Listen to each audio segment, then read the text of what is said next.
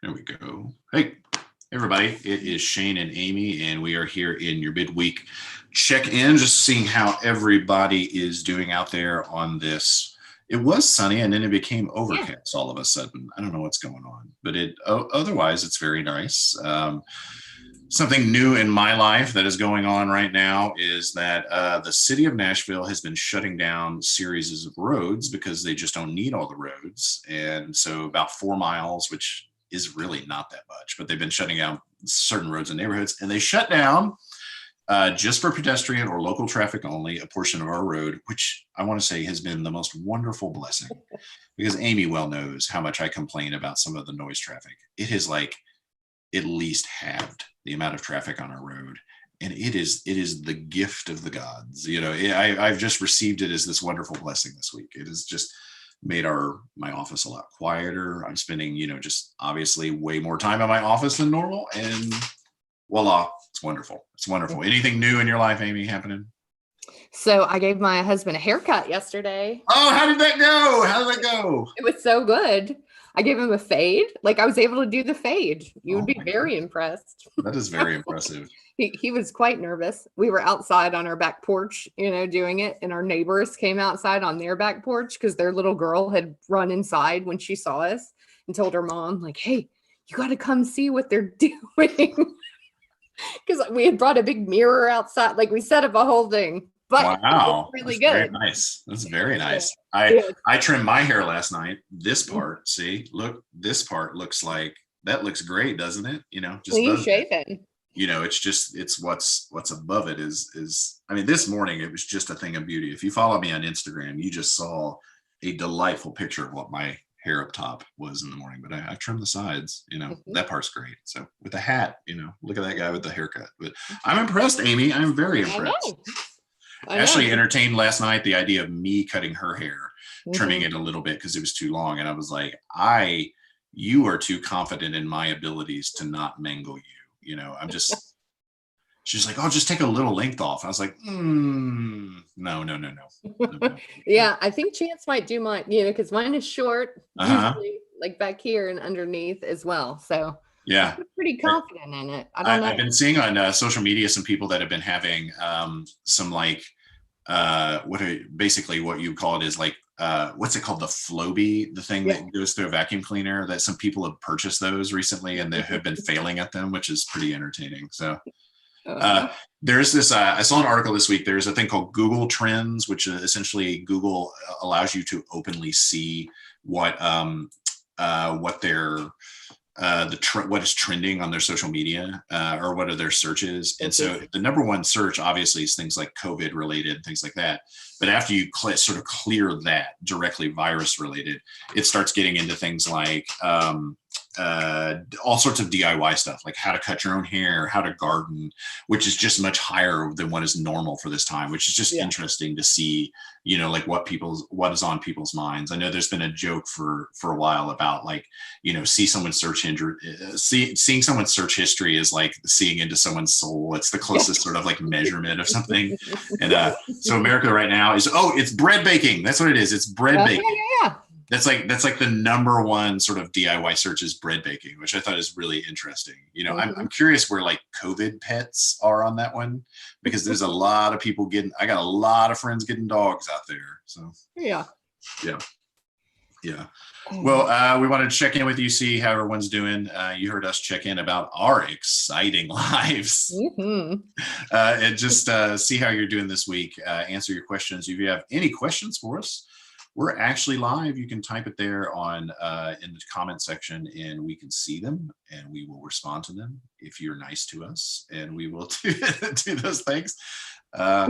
But we also want to talk a little bit about difficult questions. What's the third rail? What's the things that churches sometimes have a hard time talking about? And I will go first suggesting one. And the one I would suggest would be money.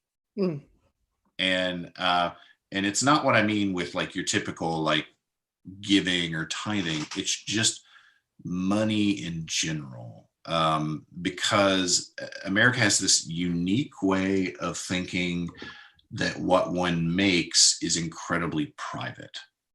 where if you've spent any time in another country, there's not the same. If someone were to come up to you and ask you, how much is your salary? How much did you make this year?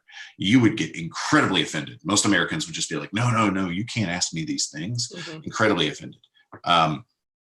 Whereas, which is very funny because in our oversharing social media culture, it's like, here's what I had for dinner. Here's the haircut I gave to him. So all these like incredibly personal details about our life. But if we ask about how much money has someone made, we say we don't know, no, a lot of that. And so I think, transferring into the church, it means the church has a really hard time at times talking about wealth because we always hold everything with money at such arm's length away. And I think that's a complication of American Christendom in particular.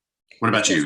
What areas that you think the church has a hard time talking about or difficult questions? Yeah, let me piggyback on that for just a second, because I think that what that brought to my mind, kind of thinking about Americans, being so hesitant to talk about that. I wonder how much that is just tied to our own understanding of our self-worth based on that, and that being something maybe that people struggle with themselves. So then to want to or be asked to share that could be kind of an affront. That own insecurity that we have because of this idea that we need to be successful in the ways that we understand, and somebody may value judge us based on what that number is. That would complicate that conversation. How about a tough question? So for me, I would say within the church, talking about change, which is a very broad category, obviously, but thinking about how churches, particular congregations, but the church overall, how we deal with, how we approach change in lots of different areas. That could be structural things, systematic things, leadership changes, all of those can be very difficult conversations, but I think also fruitful. I think some of that has to do with our association with the church and permanence. Has a lot to do with it, and because we associate permanence with God so much. God yesterday, God's the same yesterday, today, and forever. That's a common phrase that some Christians will say. I mean, that's a debate. It's a debatable phrase, I think, in and of itself, but because I think there's plenty of evidence of God changing to some degree. But that in mind, I think it does make this conversation difficult because if a church felt so called at some point to install a giant, a church did this, a giant Jesus that was doing this coming out of a pond in front of them. There's one in Cincinnati called Butter Jesus because the sun has sort of turned him the color of butter. It's this giant statue of Jesus coming up out of a pond. It's hideous. But let's say a church really felt honestly called. That's what God was calling them to do at that point. Well, then the church realizes later, oh my Lord, we have a Jesus that looks like butter coming out. And then at some point, lightning strikes it and burns it up, which happened in this church, burned it up. But then there's a rush to build it back because of, permanence. There are debates. I think the difficulty thing about that change thing is because we associate, it's almost like we feel someone saying to us, it's wrong. And that's not what anyone is saying, that it's wrong to have put that statue in there or it's bad. It's just saying it might be different now. And that's tough. Our brains don't know how to handle those conversations. And also there can be different opinions. Some people just don't think it's wrong, or not wrong, but some people don't think it's, we need to change, or others. It's hard and I think it just has to do with that permanence because we think, God's going to give us the right answer. And because we have the right answer, we feel the Spirit's led us to this right answer at this point. Therefore, it is this way now and forever. And that's hard. But I think that's where certain streams of philosophy that focus on the fluidity of life, that culture is changing, life is changing.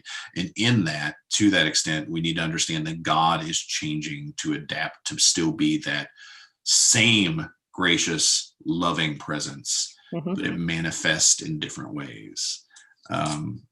That's hard. You're right. That's a tough question, because you write a book about that one and make all the money in the world. I know, but it gets to how we live in community with one another too, and how we have conversations that are difficult.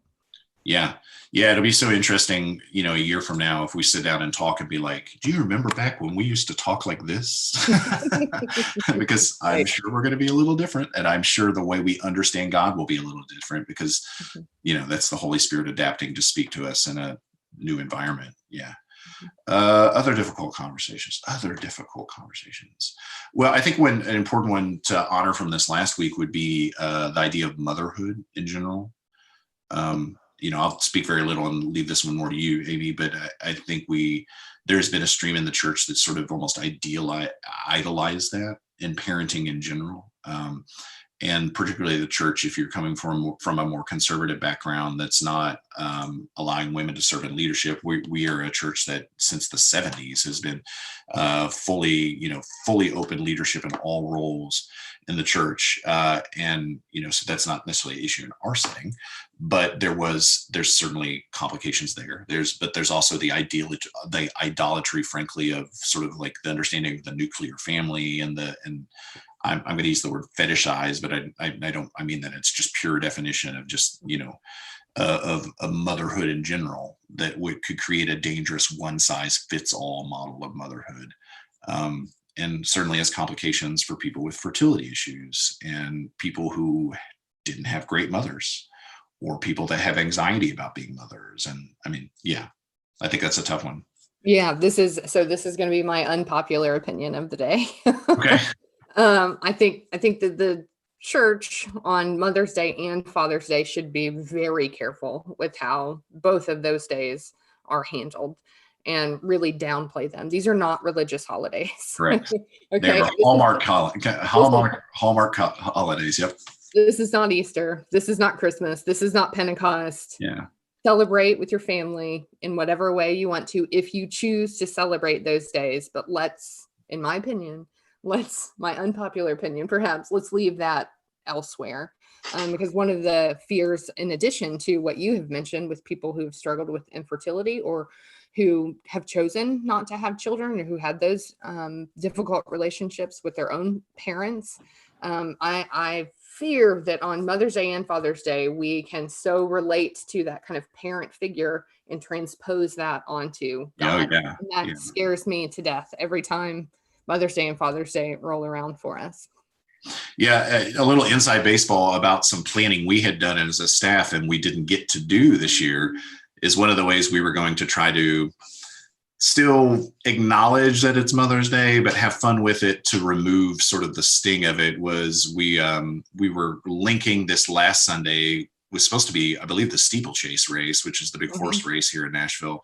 And we were gonna call it Steeplechase Sunday and encourage everyone to wear fancy hats to church, fancy hats. And we'd even looked up months ago, we were going to order like bow ties to be able to hand individuals that wanted to wear bow ties and have, make your own hat station if you didn't realize there's fancy hat and wanted to make it or augment your already existing hat. We were just going to try to have fun with that Sunday in that regard. That way people could get some funny pictures and sort of enjoy life in that regard. So we will have to do that next year. Hopefully we'll be able to do that. But that was one of the things when I was looking, what are the little twinges of sadness that has struck on me when I remember that when I was looking through our planning documents. I was like, oh, I was so looking forward to this. I know, me too. I was thinking about that last week. I was like, should we make bonnets still? And I'm like, no, that'll just make everyone sad because of the gorgeousness of the bonnets that we would create. Yeah, I mean, there's nothing stopping us from doing Fancy Hat Sunday and just having people text in pictures. There's nothing. I mean, that could still be fun. I don't know. There's a lot of possibilities there. Amy, how about you? Other questions or issues?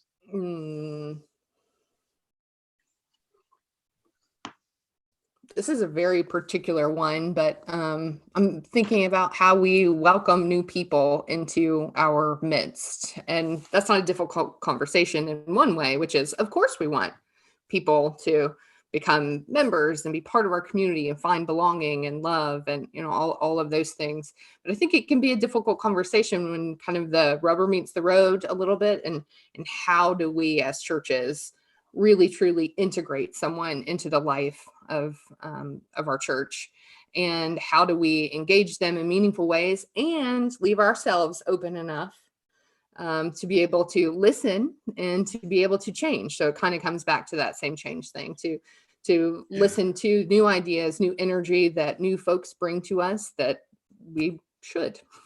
Yeah, and even within that, and I think I sense a tension in your voice in this one, is that the sense of ownership is really at play here, because I even question one's ability to say our church. What's our sense of, because no one means anything.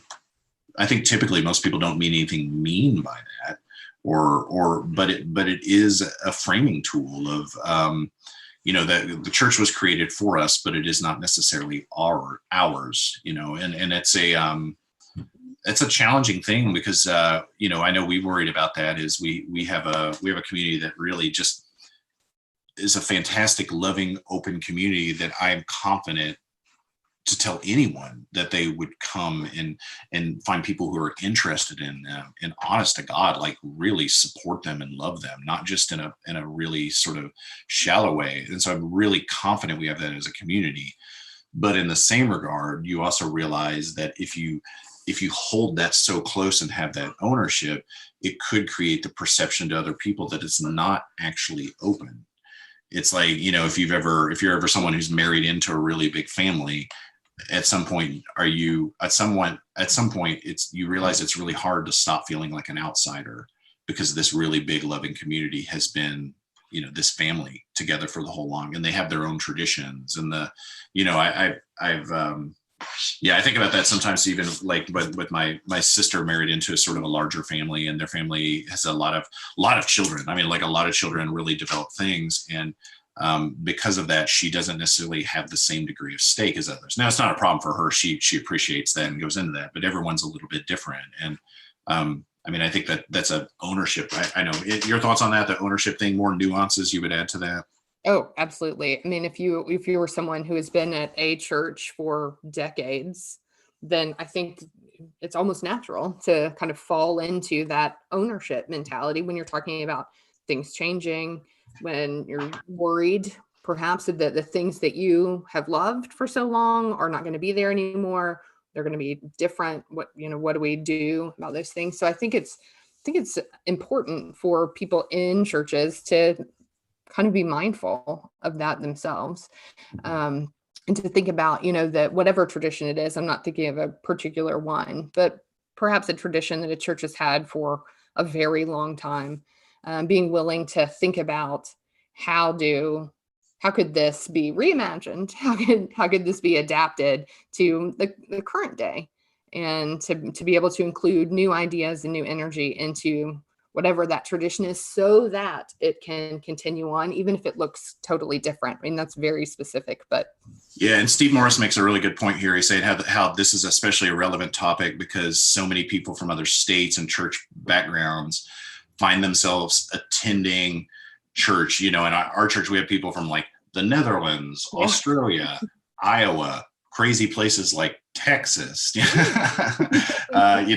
Illinois, Georgia, people attend from so many different places. And so what defines community is so different now. We've thought about that, where we have really intentionally tried to engage people in our worship services and the comments, and people are highly reactive. And it's an interesting amount of, it's kind of like crosstalk at a party, because on one hand, there's a lot of welcoming and greeting, but the other hand, there's a lot of really deeply personal people who know people connect. And it's an interesting mix of codes of speaking that, it's like we're limited by the platform of how we communicate, but it is a particular challenge. How do we make someone feel like, even though it's their first time, they're not stepping into 8 million traditions that's going to take them 10 years to understand, by which that they have no voice in? It's really hard, because that's our concern as a church. Our concern is wanting to be, in particular our church, we're wanting to be a congregation that is radically welcoming to people. We try to express that in the way we conduct worship, to say that,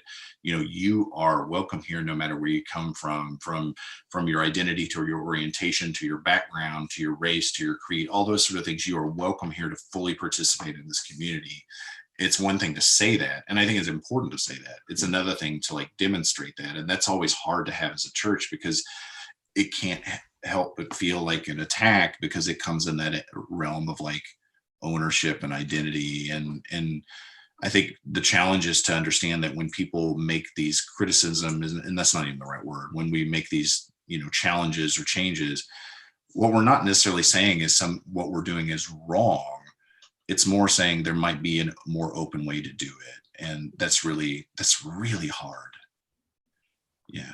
Absolutely. And, I think it's important to try to invite people along in that conversation with you. So you're bringing people along with you, if that's possible. So the current circumstance has just completely shifted everything, right? I mean, we've moved completely online. We're online right now, online for Sunday morning. So I think Steve's point there about, how does that relate to what we're doing, and how can we use that as an opportunity to bring our folks who are having those beautiful conversations with one another. How can we invite them to be that welcoming voice to everyone who's joining us from all these different places? Yeah, I think one of the key, maybe one of the key ways to do this now, and I'm saying this as a personal challenge for myself, but is I see this in those who participate in music in our congregation, and our music director is really good about doing this. He sees people and says, "Oh, you might have a passion for this," and he really gets people plugged in quickly.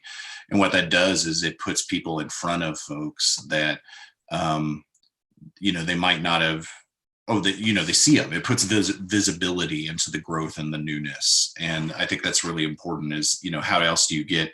We know this from issues of identity. It's like, why is it really important to have shows that are multicultural and people lots of different races?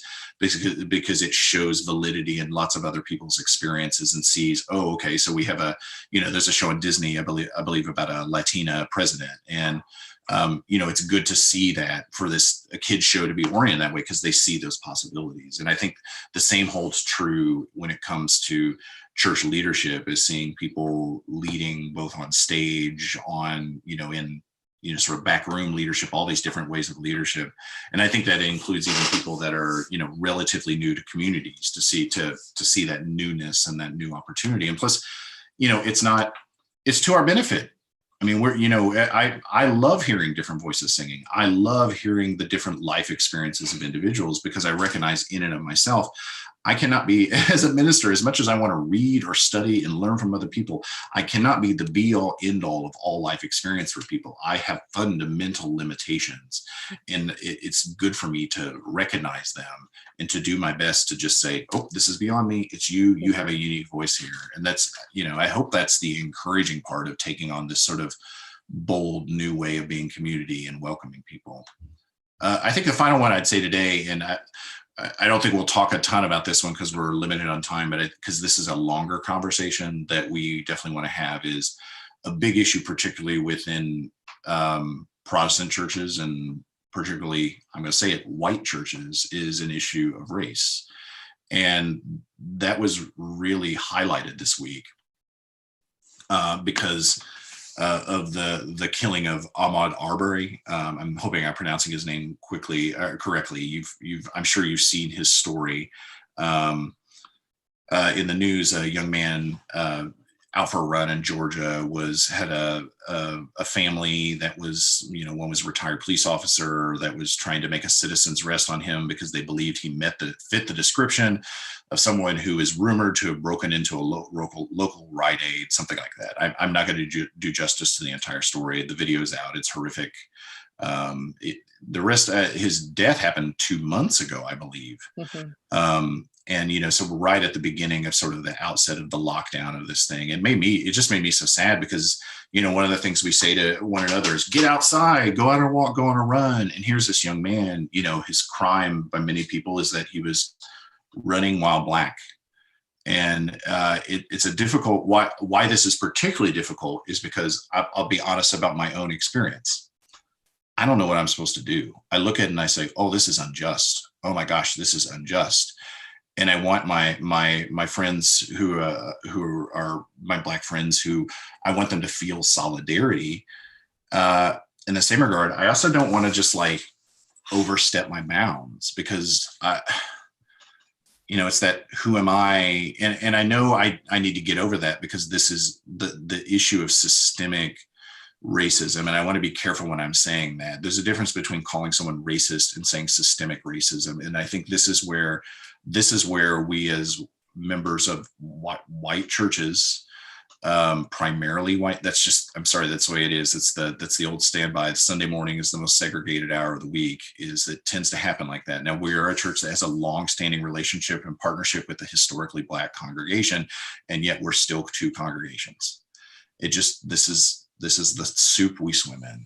But I think it's important for us to understand our privilege in the way that we enable systems that have unjust things. And so the way I tend to frame it for myself is the choice is before me. I look at our system of a society and I say, does our system tend to have disproportionate racial outcomes in terms of, death rates, income, treatment by authorities, all those sorts of things.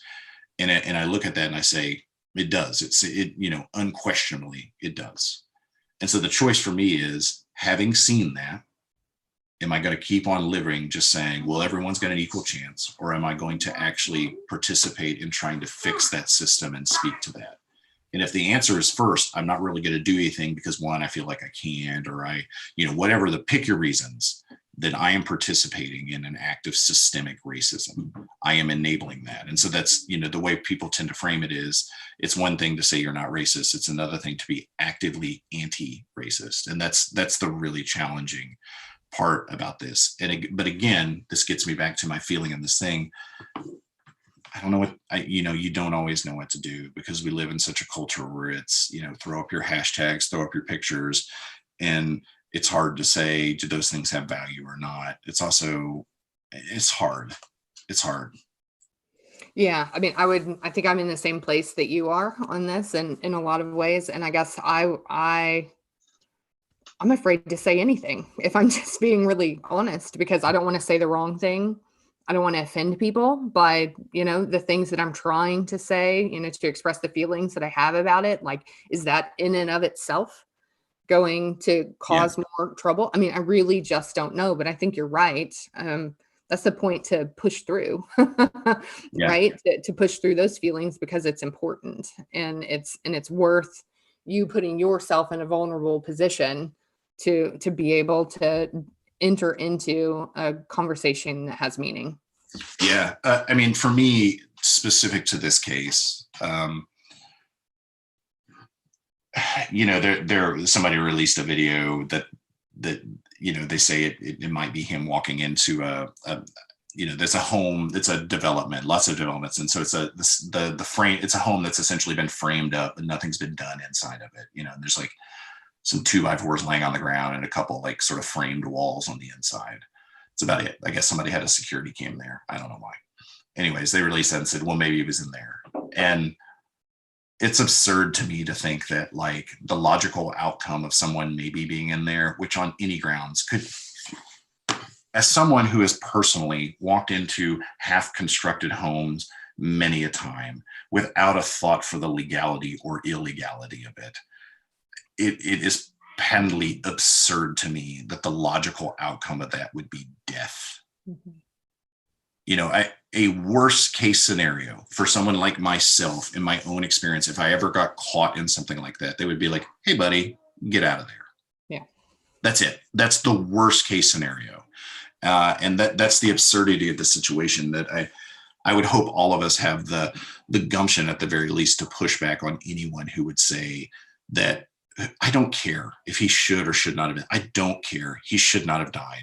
That's it. That's be all end all. He should not have died. It's infuriating. And the hubris of individuals to think they take it upon themselves to be the police who are not the police, let alone the complications of racial-based policing in the United States. But it's very frustrating. And again, it's challenging to know what to do in those things, because I don't live in that town in Georgia. I don't know that district attorney. I don't know any of those things. And I don't know how much good one person in Tennessee is ranting about that online. I don't know. But I do know we live in a city that has many racial scars, which are evident based on where people live. That it is of importance for us to have voices in this. I just don't know what they are, because my voice is so privileged. Me as well. And I do think it's opportunity is not the right word, definitely, but and I'm just going to use it. It's an opportunity to seek out those kind of relationship partners that you can have to have those kinds of those difficult kinds of conversations, to look, where you already are. Like you brought up Spruce Street, the church that we've had a relationship with for decades. So really reaching out to them and having a conversation, and I don't know, just starting somewhere with something. Yeah, because the last thing anyone wants to be perceived is like, I don't want to be perceived as like an opportunistic panderer, Right. or condescending. I don't want to come off as condescending in these things. I'd say a church within our presbytery that does a really interesting job of dealing with things like this is a church just down the street, actually, from me, called Woodmont Presbyterian, that does a lot of they view themselves as sort of like a training hub. So they have like 1 million staff members, but none of them work anywhere near a full time. They're actually just using this as a connection space for all these different community engagement projects. Where essentially it's almost like you think of a church that has 10 staff members, that those 10 staff members are all running nonprofits at the same time. And and so it creates this interesting intersection of a lot of these different things, which is creating that engagement. It's an interesting model for that, because at the very least, they're creating those relationships for those conversations. I think that's the other difficult thing of essentially America in its current state of housing segregation is, we all live in our cloistered environments and go to our cloistered churches. It takes such an enormous degree of intentionality to break up those things. In the end of the day, you're just stuck with this, man, do I have time for this? And that's the real challenge of like, you just say that for myself. I affirm those sort of things. At the end of the day, it's like, I need to put my daughter to bed. And so it's how do we chip away at those things to start building those relationships that we feel like we can be advocates and activists for our brothers and sisters who are receiving vastly different outcomes than us. It is a challenge. And I hope you can hear it in our voices. It's a challenge to know what to say, because it's a delicate situation. And I feel like at this point, the best we can do is just be honest about our own difficulty of understanding what to say. Yeah. Well, thank you all for hanging out with us here for lunchtime. Maybe you're eating a peanut butter and jelly sandwich. That's what I'm going to go eat, because that's what I eat all the time now. And I like it. No complaining. I say that with no complaint in my voice. I like peanut butter and jelly sandwiches. So tomorrow night, we're going to have deep dive at 6 p.m. Where we just chat with you about some more deeper theological matters. We've been doing interviews and been talking about past week's worship services, and we take your questions. That's a really big, important thing. So you can always submit them there in the chat section. You can always email them to us at questions@hpcnashville.org, and we check those and we respond to you. We also follow with you live, all those sort of things. So we'd love to see you back at 6 p.m. We do check-ins on Tuesdays and Thursdays. We got worship this weekend. We're working on a big virtual VBS coming up as a resource for parents and things like that. So, I can't remember the weeks. What are the days of that? June The 15th through 19th. Yeah. We're going to work on that. We're working on that. So we're hoping to have a big announcement about that this week. And we're excited to do that. It's not the same thing as a normal VBS, but it's hopefully provide some tools to parents who got kids at home who are looking to augment their child's experience that is not YouTube Kids. Don't use YouTube Kids. PBS, the PBS Kids app. It's the best. Mm-hmm. It's the best. So either that, or you just have a kid that loves to draw. I don't know. I have a kid that likes to watch nothing but this show on PBS called Wild Kratts. Mm-hmm. Yeah. Are you familiar with the Wild Kratts? Absolutely. Now, is this the cartoon version? Yeah. Yep. But it's the Kratt brothers who are the right. Yep. I like it. They had an episode about the honey badger. I got to respect that, and Komodo dragon, because my daughter's heart is all about Komodo dragons. Except she's into snakes right now. Snakes, because we saw one in our backyard. Oh. So I hope that goes away, because this guy. Not a snake fan. Not a fan. No. Is Stephen really scared of snakes? No. I know we know some people at church that are scared of snakes that Stephen is not nice to. No. He's a little bit of a prankster. Yeah, a bit of a prankster. I tried to pull some prank on some people at church, our cleaning crew, the other day, and I went down in the basement while they were cleaning, and I started hitting on the pipes and making ghost noises. They were not having that. Well, you did the scariest thing by going down into the basement yourself. It is spooky. Yeah, that's true. It's true. Everybody talks about this ghost over there now, and I'm not like a really ghost guy, but like people need to stop talking about it because I'm the one that they're late shutting off lights, and I was like, well, I know, and the ghost is supposed to live in my office bathroom. That's right. That's right. Oh my. Yeah. Yeah, it's Fear Factor Church Edition, which is just you have to stay the night in a church by yourself. Right. Yeah. Well, there we go. That'll be a week of worship, Yeah. All right, everybody. Have a great day. And enjoy. Go out for a walk.